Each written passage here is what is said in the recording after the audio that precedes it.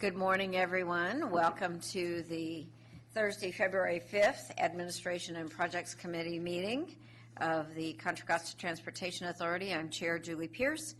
First item on our agenda this morning is public comment. Is there anyone in the audience who wishes to comment on any item not listed on today's agenda? Seeing no one come forward, we will go to the next item, which is the approval of the minutes. Any additions, corrections, or a motion? Motion by Arnrich. Second by Tatson. All in favor say aye. Aye. Opposed? That carries unanimously. Please note for the record that Mayor Butt has arrived. 30 seconds after you started. Wonderful. So with that, we will go to the, did we vote on that? Yes, we did. We will go to the consent calendar. Any additions, corrections? Anybody want to pull anything? Yes, I'm going to have a question on one to Ross. Okay, go ahead and ask your question. Ross, one of them concerned me, and I think if I'm trying to find the item in East County, Balfour. Yeah. We're short a little bit of money. Yes. Yes. I don't have that kind of funds. All right. Thank you, Mayor Taylor. Russ Chinden, Deputy Executive Director of Projects for the Authority. We've been reporting for a number of months now that the project has a shortfall. I don't think we've been reporting a specific number, and the reason for that is that the costs have been volatile, primarily related to PG&E and Kinder Morgan utility relocation. So I don't want to give you the specific figure today. We are expecting updated costs next week. It's the deficit now is probably in the 8 or 10 million range, but we can verify that next week. We're looking at two options to close that gap. One is Dale Dennis is very much involved in the project. He has a role related to right-of-way, so we'll take a look and see if there's a way for ECRFA to chip in. With respect to Measure J, there's about $19.6 million available to East County that's programmed in future years. We could also advance that in to cover that. So at any rate, the progress of the project's going very well. The actions that we have before you today will keep the utility relocation moving. We expect that we'll be able to advertise that project June or July and begin construction this fall. But we do need to address the funding gap, and next week we expect to have a better number. Any way to bond that? Any bonding? Well, the money is available. We have money within the bond proceeds that we can cover. From a cash perspective, we have the money. Oh, okay. We do have to take a programming action to cover it, and my expectation or likelihood it'll be part ECRFA, part Measure J. Okay, because when I saw that, Yes.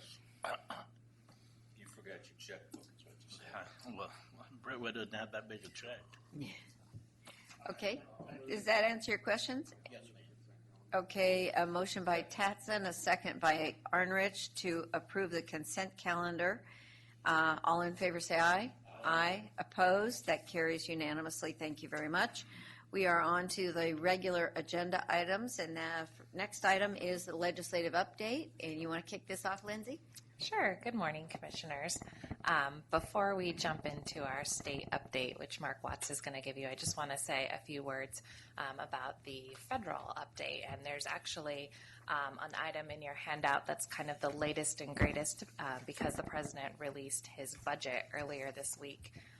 And just a few items of note. I think transportation and infrastructure in particular are very hot topics in Washington, D.C. right now.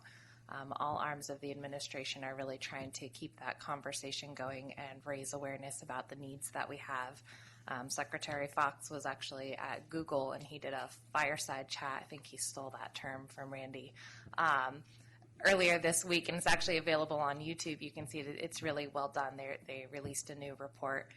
So I think that transportation is really in the spotlight right now, and there are a lot of proposals being put forth about how to fund the Highway Trust Fund and the continuation of MAP 21, what that reauthorization will look like. What's really encouraging is that the administration in their new budget proposed a new 6-year plan for Grow America. And I think what's of note for us is that there's significant funding for intelligent transportation systems and some of the types of programs we're looking to do at Gomentum Station. So it's really encouraging to see them putting dollars forward for innovation, and I think that we could potentially be poised to take advantage of those.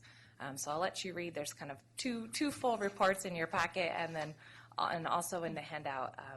This is just the beginning of the discussion, and a lot of proposals are swirling around, and we may not know where we net out. It's too soon to make a prediction, but I think it'll be really interesting to watch what's happening. So there's your federal update, and with that, I'm going to turn it over to Mark to clue you in what's happening stateside.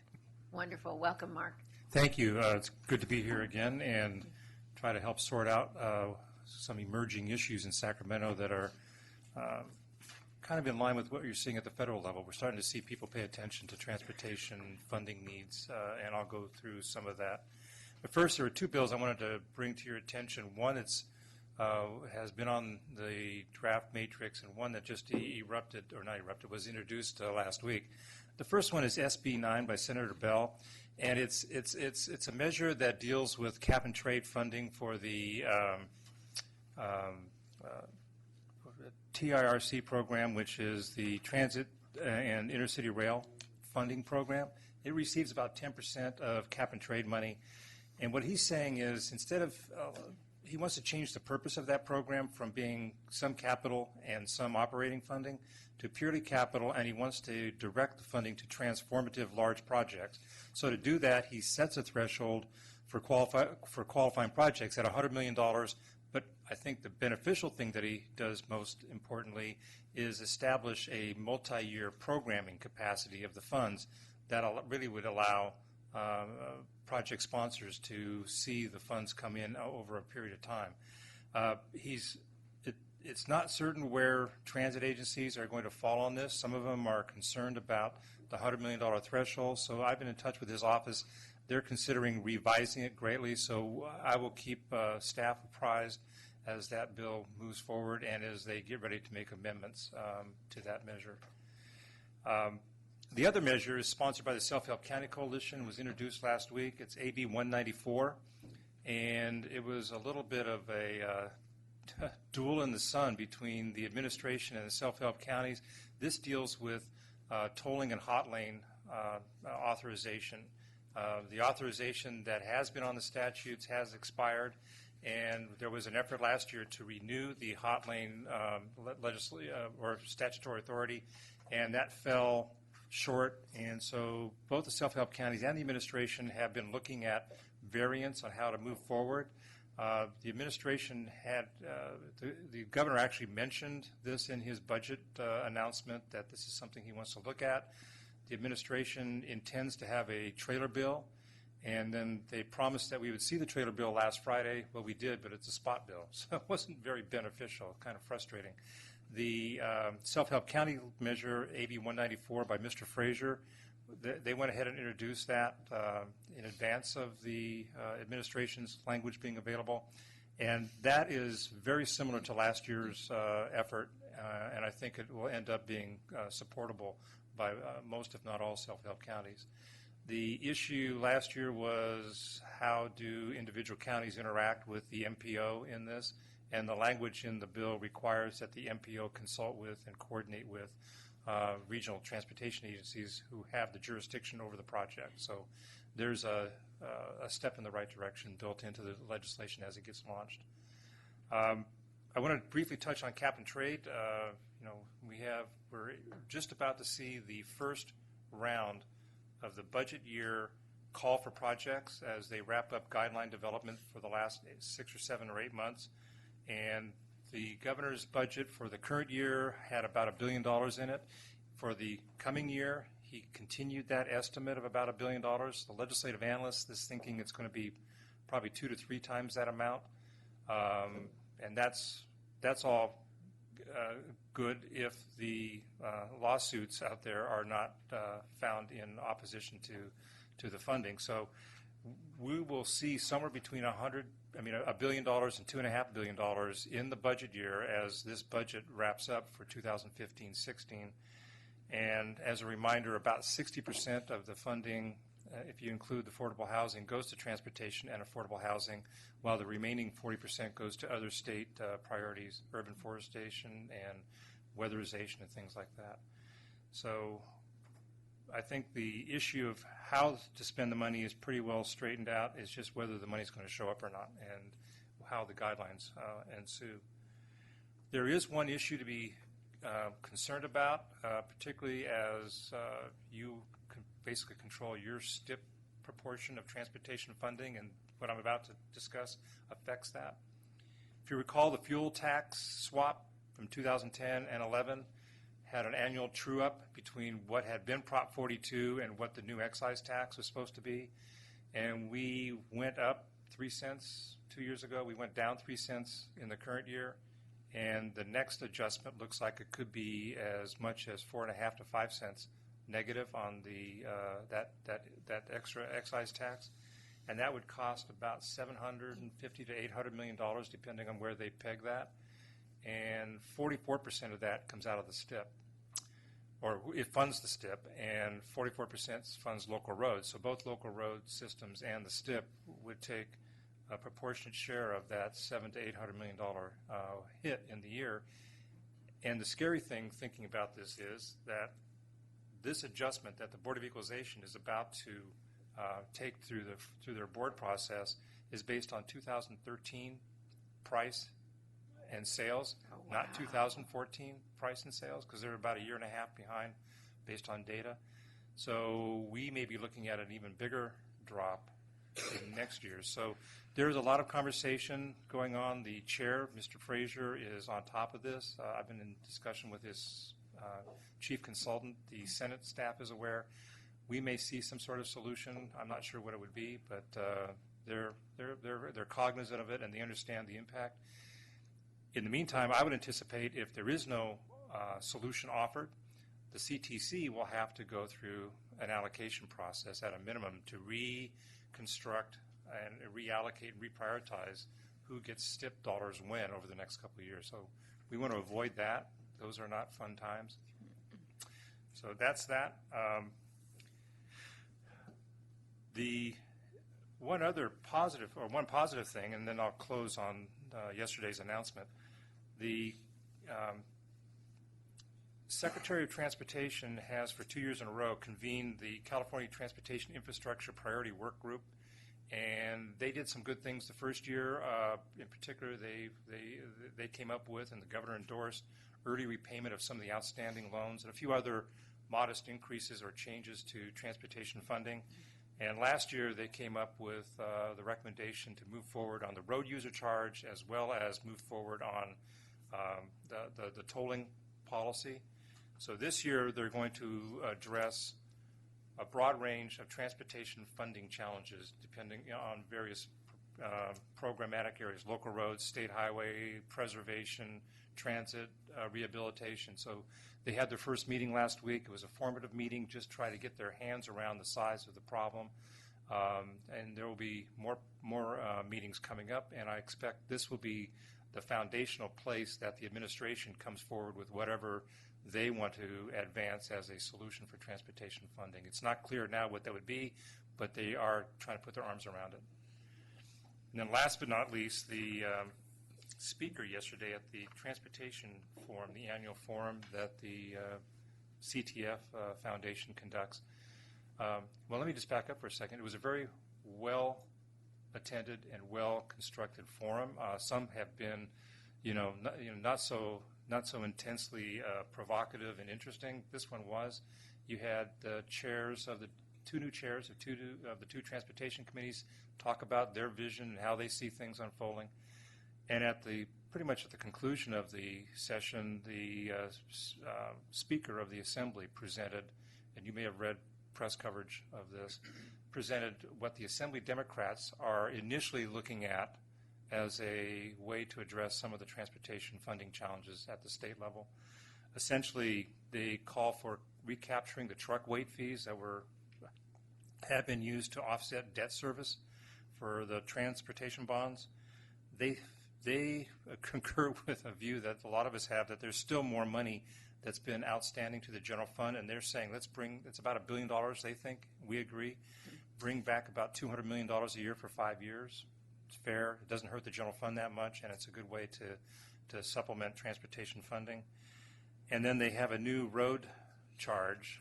It's probably going to be a per vehicle charge, and it would they've pegged it to generate about $1.8 billion, so that they could use some of it to backfill the weight fees coming out of the coming back to transportation. So the net effect is, over 5 years, it's about $2 billion new money for transportation. The annual charge that they were talking about, and I've seen numbers that range from like $40 to $50 per vehicle, depending on the type of vehicle.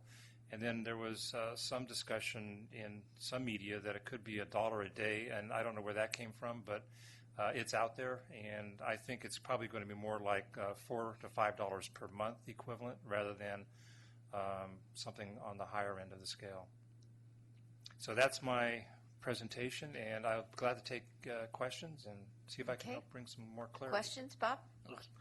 Obviously, that's your last topic. That's all over the news. And my question,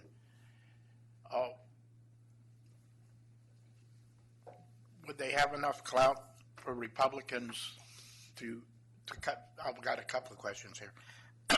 Enough because of the Republicans now holding majority. And then the other issue is, does this have to go on ballot? Is this a voter initiative? I can you help could you. explain the process. Yes. And really, this morning, all over the news was it's going to be a $1 a week, $52, but it's per vehicle, Correct. right? So Correct. if you So- could, Yeah, let me help you with that. So I'm glad to hear that last point, because I'd seen one report say $1 a day, which is not anything I know what they're talking about. have a revolution. Right, with exactly. With about 33 million cars, if you're trying to generate $1.8 billion, the equivalent is around $40 to $50 per vehicle, depending on how you want to divvy that up. I do know that they want to look at a little bit higher for electric vehicles and a little bit more for commercial vehicles, but the standard everyday vehicle would be probably about $4 a month, so about $50 a year, so somewhere in that range. They haven't settled on it, and I think they're just putting this out for conversation. They would hope to attract Republican support legislatively, because they would like not to have to go to the ballot, and they would like to get this done as early as possible in 2015, to be available in 2015-16. So that's what I know about their intent, and it structurally does not need to go to a vote of the people to raise a fee on vehicles, but it is a tax. It does require a 2/3 vote, and therefore that's when the Republicans come into play. The Republicans responded yesterday, because they understood where that whole equation was going, and said, there's been lots of stories about problems at Caltrans, mismanagement of money, mismanagement on the bridge, and so we're not sure we want to give money to Caltrans. So they kind of sidestepped the issue and didn't say no to this, but they also said they want to make sure that other things are addressed before they even step up to the plate on a new fee or a new tax.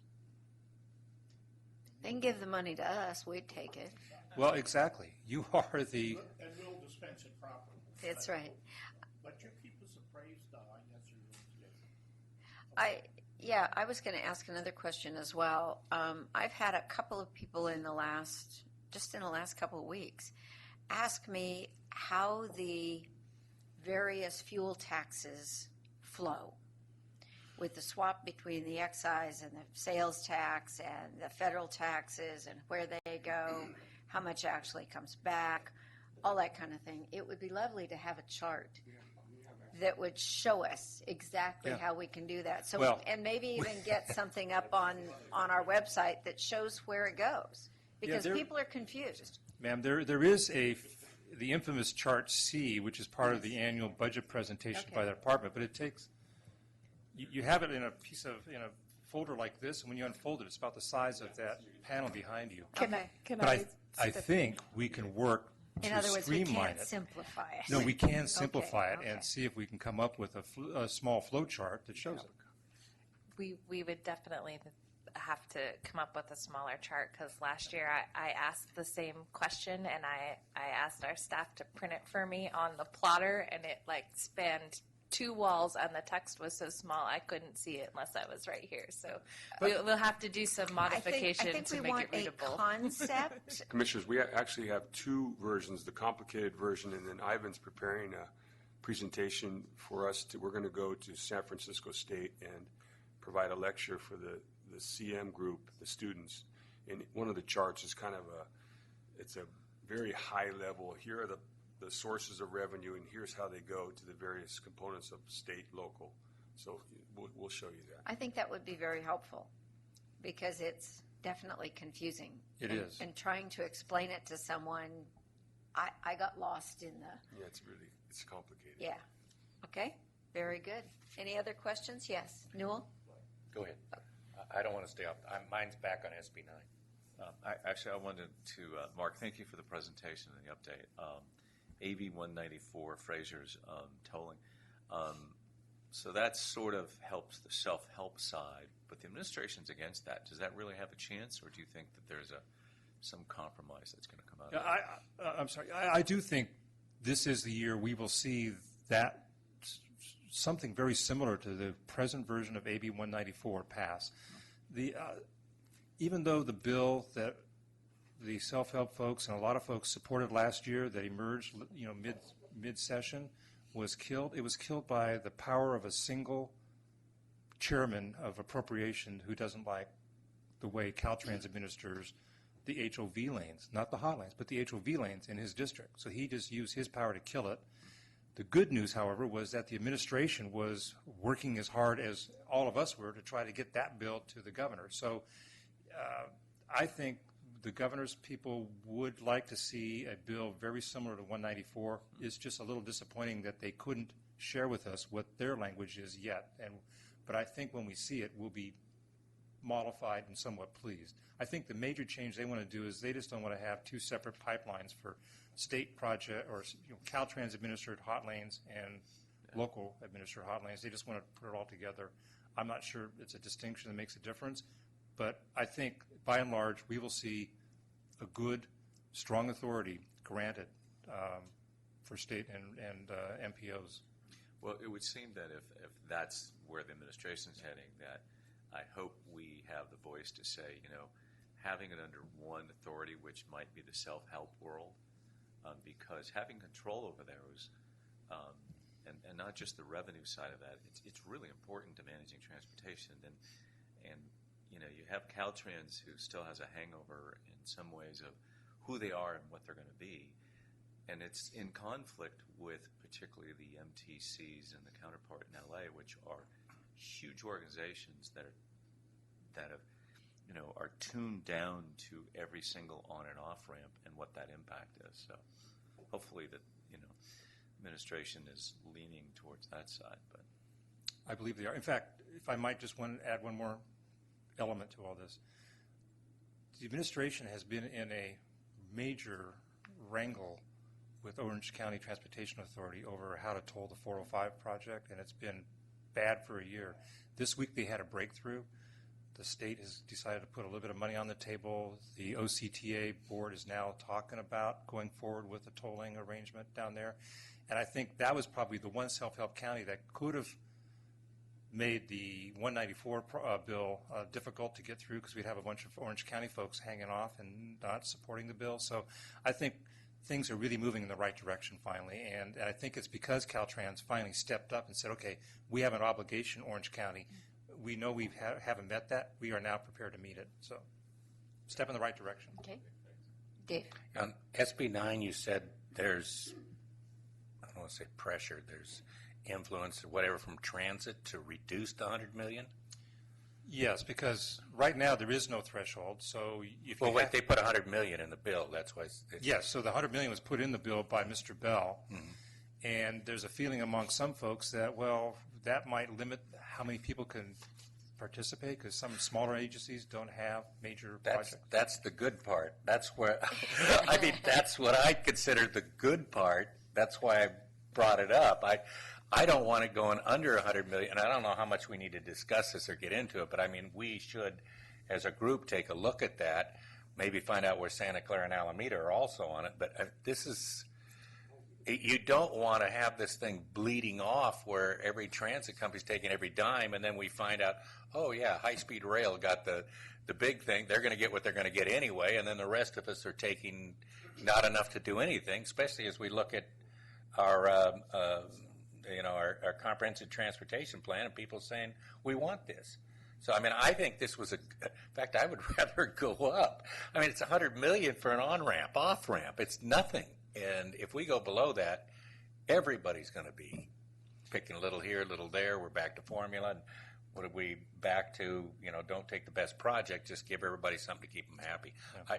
I think it's something that I'd like to see staff analyze a little bit more. And where do we want to jump in on this? Okay.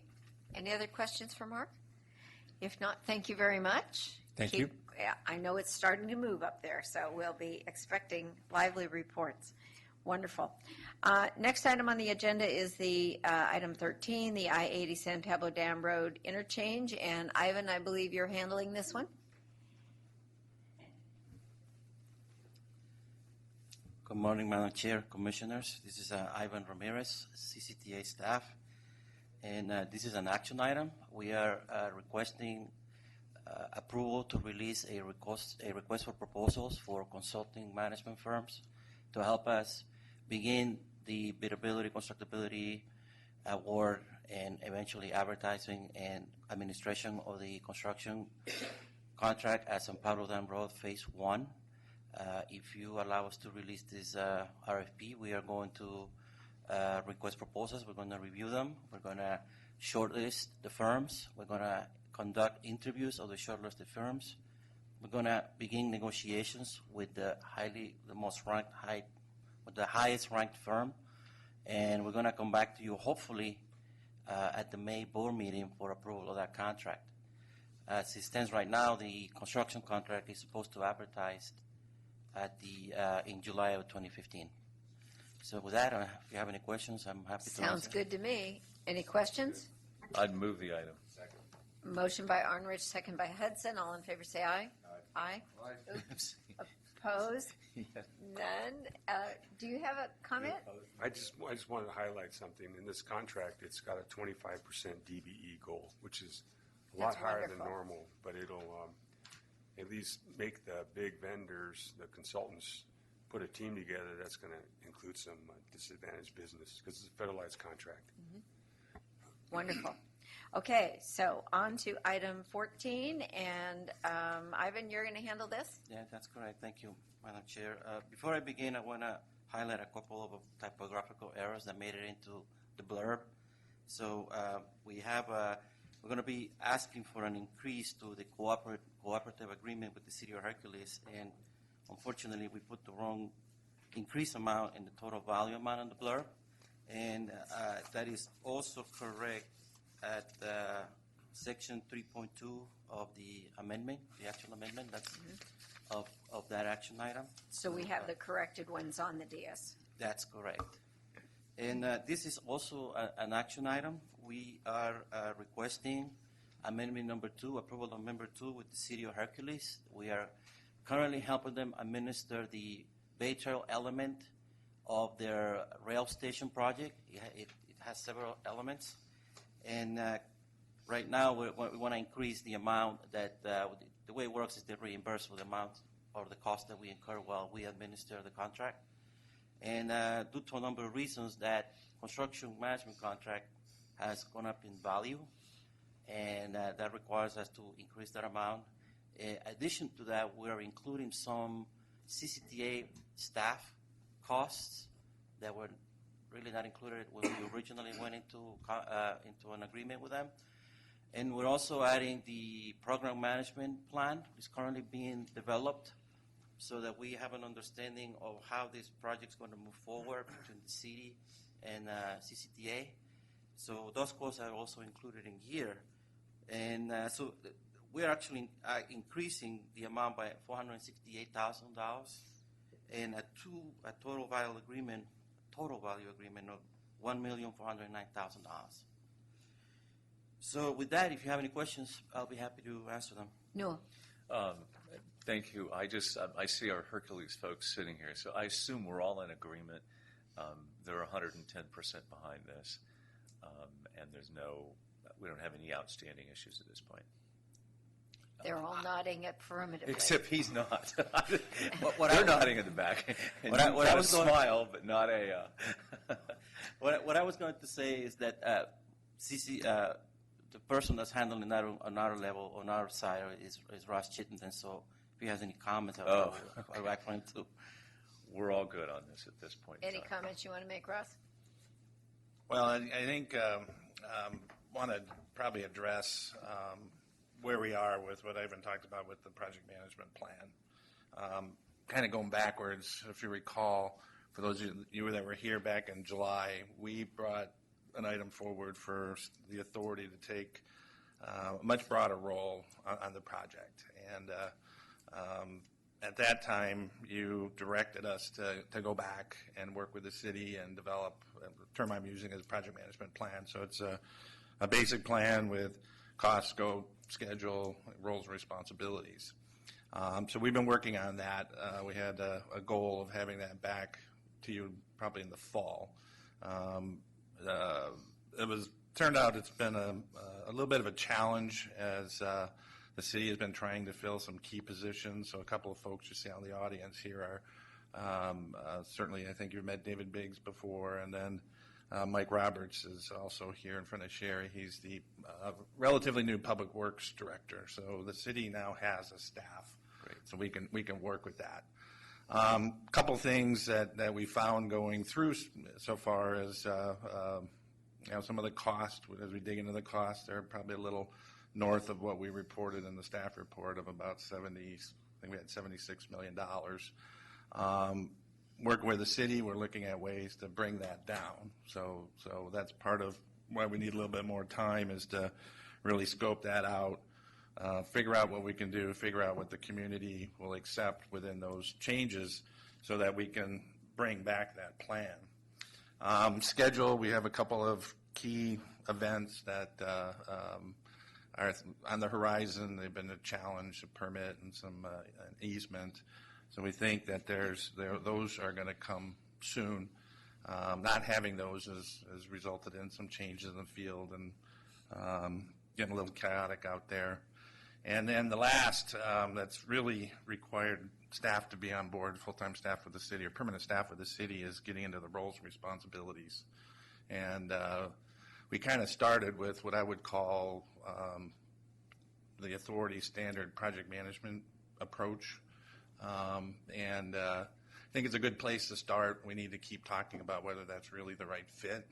At least in kind of the observation I have, the city really needs to be in the lead on the decisions, to be responsible to their citizens, to be responsible to the developer. So we need to figure out how we can have a good supporting role and not get in the way of that.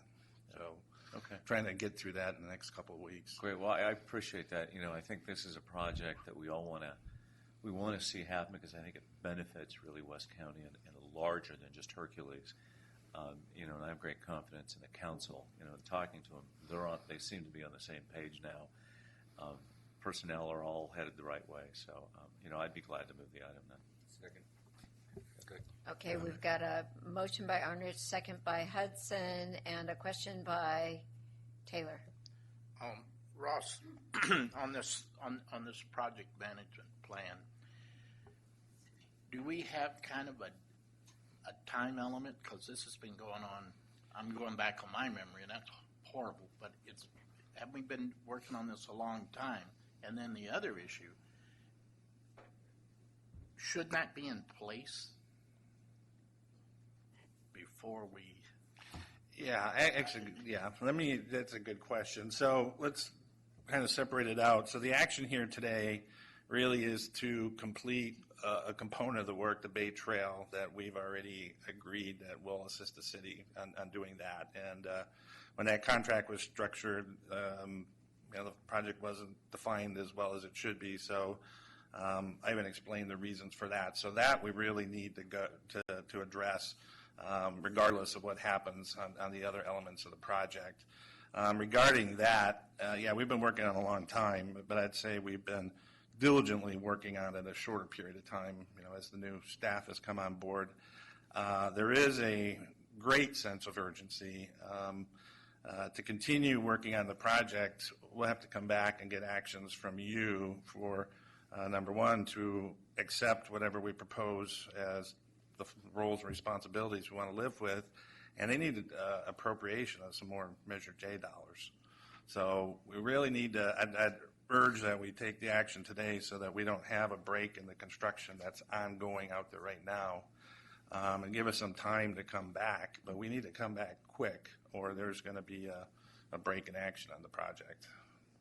And I would further add to that, as you know, I've been meeting with the City of Hercules over the last several years periodically to help guide them along, and we initially reduced the scope tremendously from the big glass palace down to something much more practical. And they're looking now at ways to trim back some of the elements so that we get focused on what needs to be done first.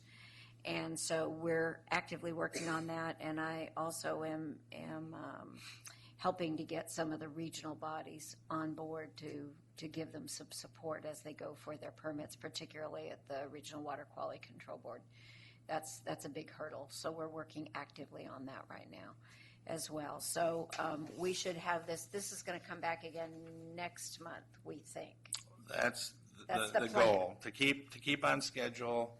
Well, actually, I don't know if they need an appropriation next month, but within the next 2 months, we need an appropriation to keep going.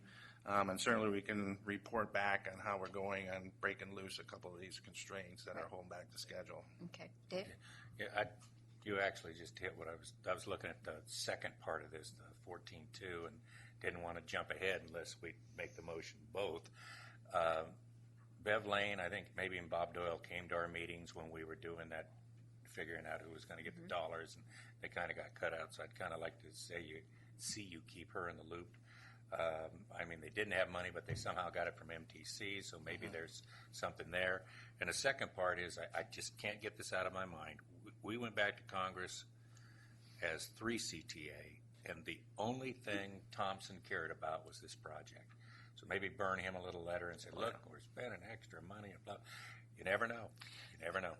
Congressman Thompson's very involved in the project, and the Park District is one of the main sponsors and contributors to the Bay Trail. And the Bay Trail project itself is Tiger from the first round of Tiger, second round, I think it's Tiger 2. So certainly we need to make sure we complete that element to expect any more Tiger. Yeah. Okay, we have a motion again from Arnrich and a second by Hudson. Any further questions? If not, all in favor say aye. Aye. Opposed? That carries unanimously. On to 14.2, please. Yes, Commissioner, and this is also an action item, and is related to the previous item. And the biggest component of that increase in the co-op agreement is the consulting contract that we have with Girardelli Associates. They are the firm that CCTA hire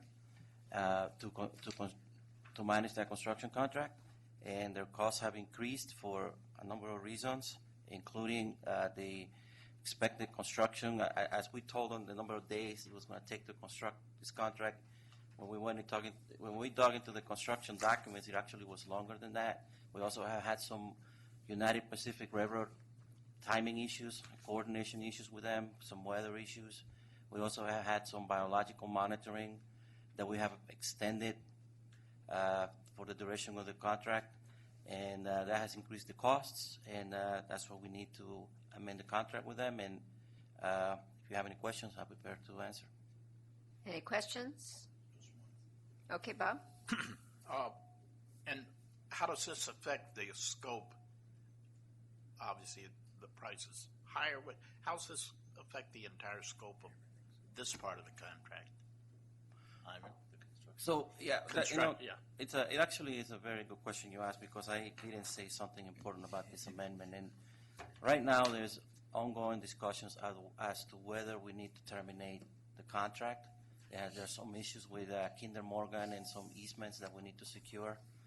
And this amendment only take us through a point in which we assume we're going to terminate, and that's June of 2015. Other than that, there is no real change in scope of what we have to do over there. The work continues the same. It's just that the actual duration has been extended. The that timeline is answer your what's question? affected. Yes, okay. So we'll know something by June. You'll know where you're at. Yeah, I mean, as far as this construction contract, Right, as hopefully far as sooner this- than that, this- yes. okay. That's something that we're continuously working with city staff. What's the best course of action? Been a long time, a lot of work. Okay, Yes, we ma'am. need a motion. So moved. Motion by Taylor, second by Butt. All in favor say aye. Aye. Opposed? That carries unanimously. Thank you very much. Correspondence clippings, not really. Any commissioner comments? Staff comments? I have a comment, Commissioners. We have a flyer on the back counter for Gomentum Station. There's going to be a big rollout on March 31st.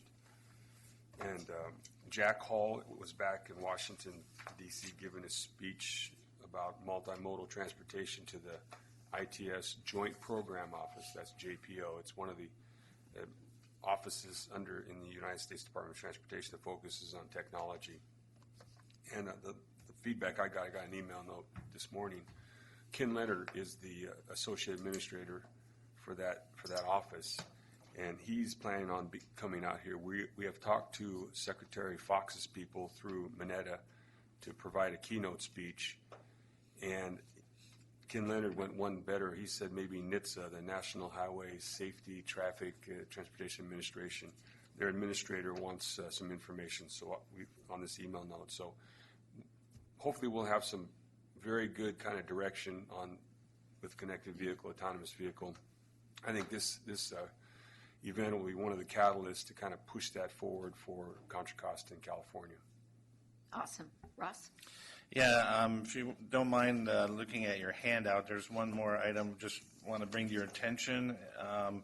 The last page, it's really two-sider there, is a thought we have for a quarterly progress report that could take the place of the monthly status report. And the monthly status report this month is about 35 pages. The quarterly status report is about another 25 pages.